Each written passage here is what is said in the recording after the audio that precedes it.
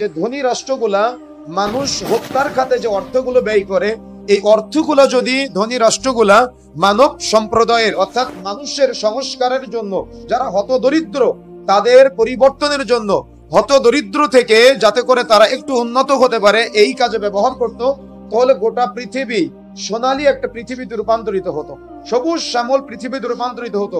কিন্তু পরাশক্তিগুলা আমাদের পাশ্চাত্য, আমাদের পার্শ্ববর্তী দেশ সহ যত উন্নত দেশ আছে, প্রত্যেকের কাছে একটা করে বাটন আছে, যে বাটন গুলা নিয়ে সবাই অহংকার করে।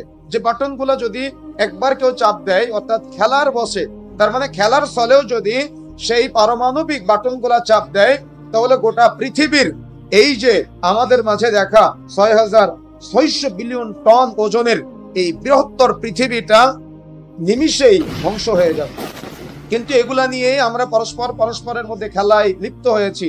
কেউ মূল্যবোধ জাগ্রত করার জন্য আমরা প্রচেষ্টা চালাই নাই। ইসলামের সুশীতল ছায়াতলে আসার পরেও আমি আপনি আজকে প্রকৃত মুসলমান হতে পারি নাই। আমাদের আচার আচরণ আখলাক সব একেবারে অমুসলিমদের চাইতেও জঘন্য আচরণে পরিণত হয়েছে আমরা।